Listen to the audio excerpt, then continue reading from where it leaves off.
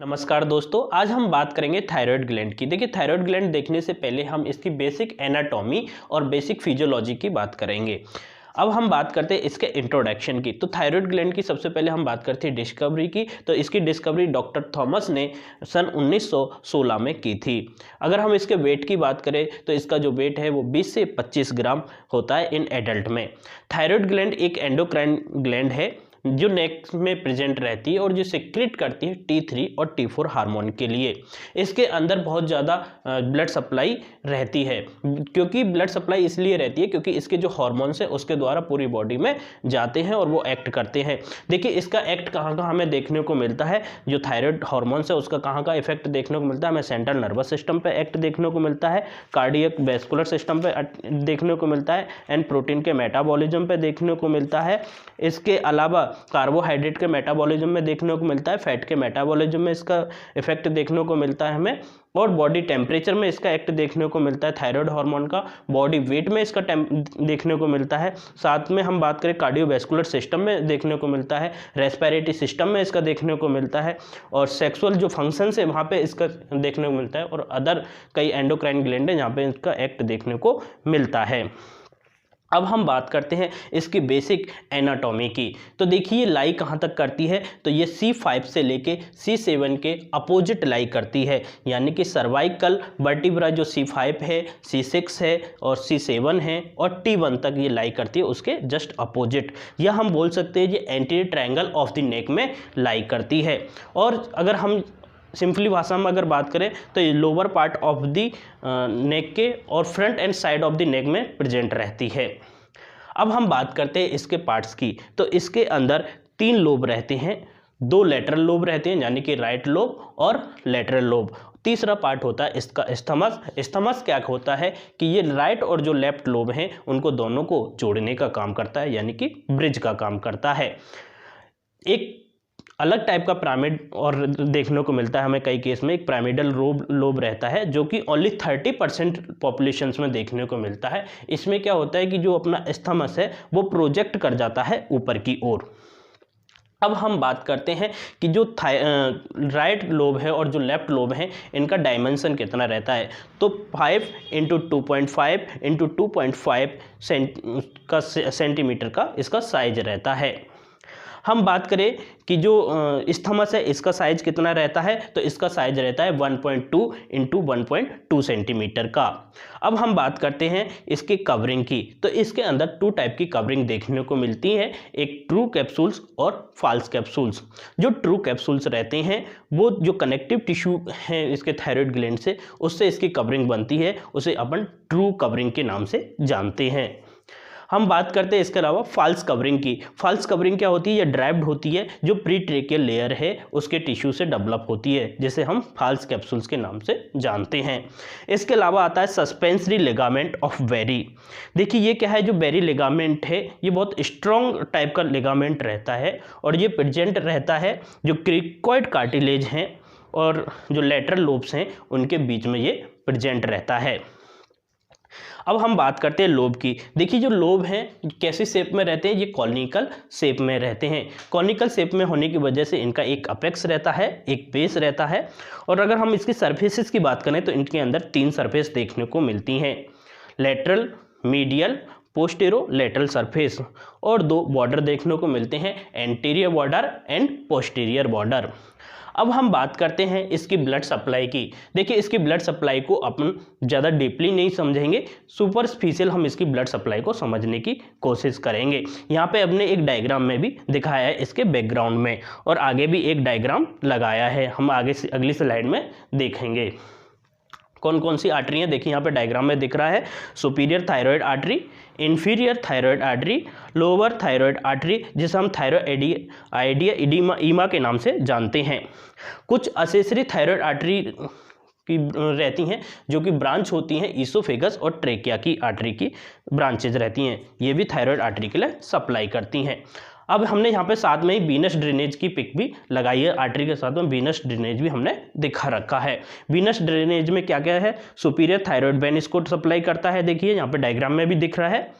Middle thyroid artery, middle thyroid when इसको supply करती है, इंफीरियर थायराइड वेन और फोर्थ थायराइड वेन इसको सप्लाई करती हैं। और जो सप्लाई फोर्थ थायराइड मिडल जो वेन है वो इंफीरियर इंटरनल जुगुलर वेन से जाके आगे अटैच हो जाती है। अब हम बात करते हैं इसके लिम्फेटिक ड्रेनेज के बारे में। देखिए इसको लिम्फेटिक ड्रेनेज में कौन कौन सप्लाई करती है लिम्फेटिक नोड, तो अपर डीप सर्वाइकल लिम्फ नोड इसको सप्लाई करती है और lower deep cervical lymph node इसको सप्लाई करती है। प्री लैरेंजियल लिम्फ नोड इसको सप्लाई करती है, प्री ट्रेकियल लिम्फ नोड और पैराट्रेकियल लिम्फ नोड इसको सप्लाई करती हैं। आगे हम इसकी बात करते हैं नर्व सप्लाई की। तो देखिए इसमें दोनों प्रकार की नर्व सप्लाई हमें देखने को मिलती है, सिंपैथेटिक और पैरासिम्पैथेटिक नर्व सप्लाई हमें देखने को मिलती है। सिंपैथेटिक की अगर हम बात करें तो ये किससे ड्राइव होती है, तो मिडल एंड इंफीरियर जो सर्वाइकल गेंगलियां हैं उनसे ड्राइव होती है। जब पैरासिम्पैथेटिक नर्व सप्लाई की हम बात करें तो लैरेंजियल नर्व सप्लाई करती है और रिकरेंट लैरेंजियल नर्व सप्लाई करती है। लैरेंजियल रिकरेंट लैरेंजियल जो नर्व है वो ब्रांच होती है वेगस नर्व की। अब हम बात करते हैं इसकी कुछ हिस्टोलॉजिकली यानी माइक्रोस्कोप से अपन क्या करेंगे, माइक्रोस्कोपली इसको देखने की कोशिश करेंगे माइक्रोस्कोप से। जब हम इसको माइक्रोस्कोप से देखते हैं थायराइड ग्लैंड की टिश्यू को तो हमें क्या देखने को मिलता है। देखिए यहाँ पे हमें डायग्राम में भी लगाई है, थायराइड ग्लैंड का एक डायग्राम लगाया है, उसको हमने छोटा सा पार्ट लिया और उसको अपन माइक्रोस्कोप पे देख रहे हैं। और माइक्रोस्कोप पे देखने की वजह से हमें वहाँ पे कितने टाइप की सेल्स देखने को मिलेंगी, दो प्रकार की सेल्स देखने को मिलेंगी, एक फॉलिकुलर सेल्स रहेगी और एक पैराफॉलिकुलर सेल्स रहेगी। फॉलिकुलर सेल्स की अगर हम बात करें इसे हम एफ सेल्स के नाम से भी जानती हैं, जो लार्ज नंबर में प्रेजेंट रहती है हमारी जो थायराइड ग्लैंड है उसमें। अगर हम नंबर की बात करें तो 2.5 से लेकर लगभग 3 मिलियन के समथिंग ये प्रेजेंट रहती हैं। इनके चारों तरफ एक कवरिंग रहती है और इनके बीच वाले पार्ट को अपन क्या बोलते हैं, ल्यूमेन बोलते हैं। और उस ल्यूमेन में एक पदार्थ भरा रहता है जिसे हम कॉलॉइडल पदार्थ के बोलते हैं या फिर हम थायरोग्लोबुलिन के नाम से जानते हैं। पैराफॉलिकुलर सेल्स जो हैं वो प्रेजेंट रहती हैं, जो फॉलिकुलर सेल्स हैं उनके बीच बीच में प्रेजेंट रहती हैं पैराफॉलिकुलर सेल्स, जिसे हम सी सेल्स के नाम से जानते हैं। देखिए जो एफ सेल्स हमने देखा है तो एफ सेल जो सीक्रेट करती हैं वो सीक्रेट करती हैं T3 हार्मोन और T4 हार्मोन के लिए, जबकि जो पैराफॉलिकुलर सेल्स है जैसे हम सी सेल्स बोल रहे हैं वो सिर्फ रिलीज करती है कैल्सिटोनिन के लिए। अब हम बात करते हैं कि ये जो ग्लैंड है वो हार्मोन को कैसे सिंथेसिस करती है। तो बेसिकली हमें एक चीज़ याद रखना है कि जब थायराइड हार्मोन बनता है उसके लिए 2 रॉ मटेरियल की आवश्यकता होती है। वो 2 रॉ मटेरियल कौन कौन है, देखिए एक तो आयोडीन की आवश्यकता होती है, एक थायरोग्लोबुलिन की आवश्यकता होती है। थायरोग्लोबुलिन तो हमारी जो थायराइड ग्लैंड है उसके अंदर प्रेजेंट रहता है उसके अंदर, बट आयोडीन हमारे शरीर में नहीं होता है, इसलिए हमें आयोडीन को बाहर से लेने की आवश्यकता पड़ती है। अब हम आयोडीन को किस रूप में लेते हैं, तो हम भोजन के रूप में आयोडीन को लेते हैं, अपने खाने के साथ में आयोडीन को लेते हैं। साथ में जैसे कुछ सब्जियां रहती हैं जिनमें आयोडीन रहती है वो खाते हैं, या फिर आजकल हर घर में आयोडीन युक्त नमक है उसको हम यूज करते हैं। सबसे पहले हमने आयोडीन को इंटेक करते हैं और आयोडीन इंटेक किया वो हमारे जीआईटी ट्रैक्ट में पहुंचा। बट क्या आयोडीन का जो मॉलिक्यूल है वो थोड़ा बड़ा होता है जिसकी वजह से वो हमारे इंटेस्टाइन में एब्जॉर्ब नहीं हो पाता। अब जब इंटेस्टाइन में एब्जॉर्ब नहीं होगा तो उससे पहले क्या किया जाएगा, उसको तोड़ दिया जाता है। आयोडीन जो मॉलिक्यूल है उसको तोड़ के आयोडाइड में बना दिया जाता है। क्योंकि आयोडीन एब्जॉर्ब नहीं हो रहा है इसलिए उसको हमारे जीआईटी ट्रैक्ट में तोड़ दिया जाता है और क्या बना दिया जाता है, आयोडाइड। अब आयोडाइड हमारे इंटेस्टाइन से एब्जॉर्ब हो जाता है और एब्जॉर्ब होने के बाद हमारे ब्लड सर्कुलेशन में पहुंच जाता है और ब्लड सर्कुलेशन में जाने के बाद वो घूमते घूमते हमारी जो थायराइड ग्लैंड है वहाँ पहुँच जाता है। वहाँ पे उसके लिए कुछ रिसेप्टर लगे रहते हैं आयोडाइड के लिए, और वो रिसेप्टर क्या करते हैं, आयोडाइड को किडनैप कर लेते हैं या पकड़ लेते हैं, जिस प्रोसेस को हम ट्रैपिंग के नाम से जानते हैं। आयोडीन ट्रैपिंग या आयोडाइड ट्रैपिंग के नाम से इसको जानते हैं। अब ये जो सेल मेम्ब्रेन है थायराइड ग्लैंड की, ये उसके अंदर प्रवेश कर जाता है जो आयोडाइड है। अब आयोडाइड का यहाँ पे क्या किया जाएगा, ऑक्सीडेशन किया जाएगा। ऑक्सीडेशन किसकी उपस्थिति में किया जाएगा, एक एंजाइम रहता है पर ऑक्सीडेज एंजाइम, उसकी उपस्थिति में इसका क्या किया जाएगा, ऑक्सीडेशन किया जाएगा। अब इसका ऑक्सीडेशन किया जाएगा और इसको कन्वर्ट कर दिया जाएगा दोबारा से आयोडीन में, क्योंकि हमारे शरीर में जो थायरॉक्सिन जो हार्मोन बनता है, जब थायराइड जो हार्मोन बनाती हैं उसके लिए आयोडीन की ही आवश्यकता होती है। अब जब अंदर पहुंच गया दोबारा से ऑक्सीडेशन करके हमने क्या बना लिया, आयोडीन बना लिया। अब जब आयोडीन बन गया तो अब इसको क्या किया जाएगा, ल्यूमेन के अंदर भेज दिया जाएगा जहाँ पे थायरोग्लोबुलिन है। अब देखिए जो थायरोग्लोबुलिन है वो एक बहुत लंबी चेन रहती है जिसपे टायरोसिन लगे रहते हैं और इन टायरोसिन से ही आके जुड़ता है हमारा आयोडीन। अब आयोडीन जुड़ेगा, जब आयोडीन मॉलिक्यूल आके जुड़ता है किससे, थायरोग्लोबुलिन का जो टायरोसिन है उस पार्ट से आके जुड़ता है। अगर एक आयोडीन मॉलिक्यूल आके जुड़ा तो उसे अपन बोलते हैं मोनोआइडो टायरोसिन। यहाँ पे फिर कपलिंग रिएक्शन स्टार्ट होती है। कपलिंग रिएक्शन में क्या होगा कि टायरोसिन जुड़ेगा आयोडीन के साथ, तो क्या बना रहा है, मोनोआइडो टायरोसिन। जब मोनोआइडो टायरोसिन के साथ में एक टायरोसिन और जुड़ जाएगा, मोनोआइडो टायरोसिन के साथ, जो मोनोआइडो टायरोसिन है उसके साथ क्या जुड़ रहा है, एक आयोडीन और मॉलिक्यूल आके जुड़ गया तो क्या बनाएगा, डाईआइडो टायरोसिन। अगर डाईआइडो टायरोसिन के साथ आके एक मॉलिक्यूल यानी कि मोनोआइडो टायरोसिन जुड़ गया तो क्या बना रहा है, ट्राईआइडो टायरोनाइन। यहाँ पे थोड़ा सा नाम क्या है, चेंज हो जाता है। जब दो आइडो टायरोसिन जुड़ के क्या बनाते हैं, डाईआइडो टायरोसिन, और डाईआइडो टायरोसिन जुड़ के क्या बनाते हैं, टेट्रा आइडो थायरोनिन, जिसे हम थायरॉक्सिन के नाम से जानते हैं, यानी T4 के नाम से जानते हैं। अब इनको क्या है, जब T3 और T4 बन गए हैं तो इसको हमारे ब्लड में क्या किया जाता है, रिलीज कर दिया जाता है। ठीक है, कुछ को स्टोर करके रख लिया जाता है और कुछ को हमारे बॉडी में रिलीज कर दिया जाता है, हमारे रोज के फंक्शंस में उसको यूज किया जाता है। अब हम बात करते हैं कि ये जो हार्मोन बनना है T3 और T4, इसको कैसे रेगुलेट किया जाता है इस हार्मोन को बनने के लिए। ठीक है, तो हम पहले बेसिकली जानने की कोशिश करेंगे कि हम इसको कैसे रेगुलेट किया जाता है। तो सबसे पहले हाइपोथैलेमस एक एंजाइम को रिलीज करता है या एक हार्मोन को रिलीज करता है जिसको हम TRH के नाम से जानते हैं, और ये TRH एक्ट करता है एंटीटरी पिट्यूटरी ग्लैंड पे जाके। देखिए बेसिकली ये दो ही चीज़ें हैं जो थायराइड हार्मोन को कंट्रोल करती हैं, एक हाइपोथैलेमस और एक एंटीटरी पिट्यूटरी ग्लैंड। तो हाइपोथैलेमस क्या रिलीज कर रहा है, TRH हार्मोन को रिलीज कर रहा है, और TRH किस पे एक्ट कर रहा है, एंटीटरी पिट्यूटरी ग्लैंड पे जाके, और एंटीटरी पिट्यूटरी ग्लैंड रिलीज करती है TSH को, और TSH जाकर एक्ट करता है थायराइड ग्लैंड के ऊपर, और थायराइड ग्लैंड रिलीज करती है आगे जाके T3 और T4 के लिए। अब देखिए हाइपोथैलेमस को कैसे पता चलेगा कि मुझे कब कमांड देनी है, कब TRH निकालना है। अगर ब्लड में, हम बेसिक बात करते हैं कि अगर ब्लड में थायराइड हार्मोन ज़्यादा बन गया यानी T3 T4 ज़्यादा हो गया अगर ब्लड में, तो हमारा जो हाइपोथैलेमस है उसके पास एक फीडबैक जाता है जिसे हम नेगेटिव फीडबैक के नाम से जानते हैं। वो एंटीटरी पिट्यूटरी ग्लैंड पे भी जाएगा और हमारा जो हाइपोथैलेमस है उसके पास भी जाएगी नेगेटिव फीडबैक।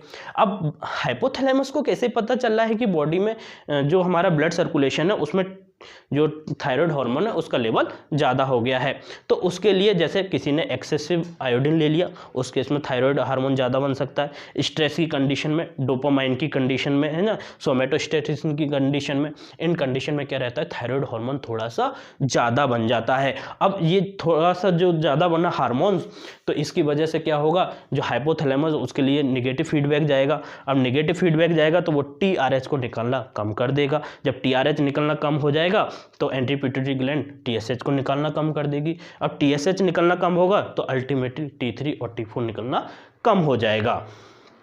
ठीक है, देखिए हमें ये प्रोसेस याद रखना है क्योंकि जब आगे हम कुछ डिजीज के बारे में पढ़ेंगे, गोइटर्स पढ़ेंगे, तो वहाँ पे इस स्टेप की, हमें इन स्टेप्स की ज़रूरत पड़ेगी।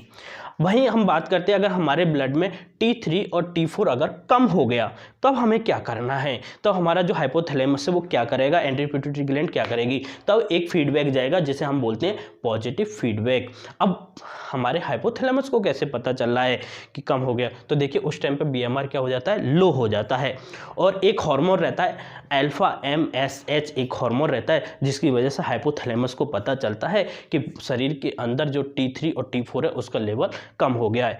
उस केस में क्या करेगा हाइपोथैलेमस, TRH के लिए ज़्यादा रिलीज करेगा। अब TRH ज़्यादा रिलीज होगा तो उस केस में जो एंटीटरी पिट्यूटरी ग्लैंड है वो TSH के लिए ज़्यादा रिलीज करेगी। अब TSH ज़्यादा रिलीज हुआ तो उस केस में क्या होगा, थायराइड हार्मोन पे वो जाके थायराइड ग्लैंड पे एक्ट करेगा TSH। अब TSH जब थायराइड ग्लैंड पे एक्ट कर रहा है तो वहाँ से रिलीज होगा T3 और T4। देखिए अभी तक हमने देखा कि कैसे इसकी बेसिक एनाटॉमी के बारे में देखा और हमने क्या देखा, इसकी नॉर्मल फिजियोलॉजी के बारे में देखा। अब हम इसकी थायराइड ग्लैंड की कुछ कॉन्जेनाइटल एबनॉर्मेलिटी के बारे में देखेंगे। इसकी कुछ कॉन्जेनाइटल एबनॉर्मेलिटी हैं, जैसे एथेरियोसिस। एथेरियोसिस का मतलब होता है total absence of thyroid gland. अगर टोटल थायराइड ग्लैंड अब्सेंस हो गई उसे अपन एथेरियोसिस के नाम से जानते हैं, जब अब्सेंस हो गई पूरी, या एजनेसिस के नाम से जानते हैं। इसमें क्या होगा, हाइपोथायरॉयडिज्म की कंडीशंस देखने को मिलेगी हमें पेशेंट के अंदर। और क्या हो सकता है कि थायराइड ग्लैंड का एक लोब भी गायब हो सकता है, कि जन्म से ही एक लोब नहीं बना, या फिर क्या हो सकता है कि स्थमस गायब हो सकता है, कि उसका स्थमस ही नहीं बना, या राइट या लेफ्ट लोब में से कुछ नहीं बना, ये भी हो सकता है। साथ में हमें एक्टोपिक थायराइड ग्लैंड देखने को मिलती है। एक्टोपिक थायराइड ग्लैंड क्या होती है, देखिए एक्टोपिक थायराइड ग्लैंड जो रहती है उसमें सबसे ज़्यादा कॉमनेस्ट हमें कैंसर देखने को मिलता है।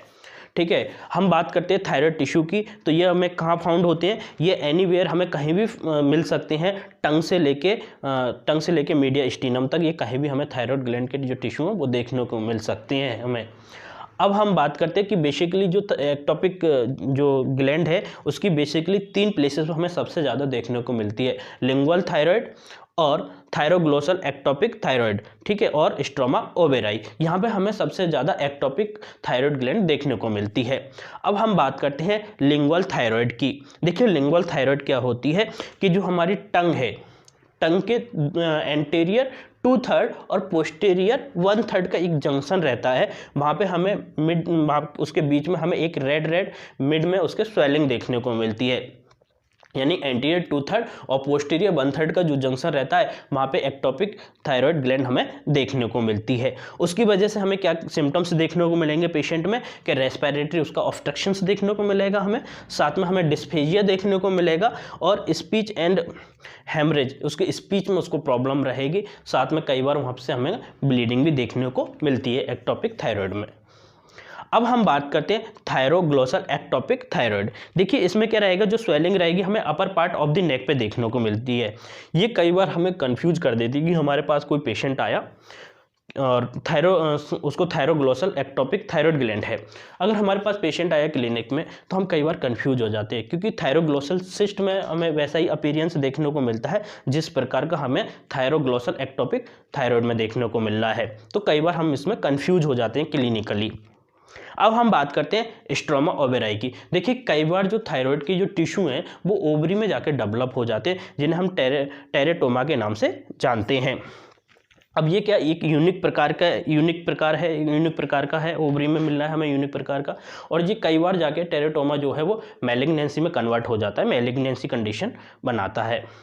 अब हम बात करते हैं थायरोग्लोसल ट्रैक की। देखिए जो थायरोग्लोसल ट्रैक है ये कहाँ से कहाँ तक लाई करते हैं, सबसे पहले हम ये समझते हैं।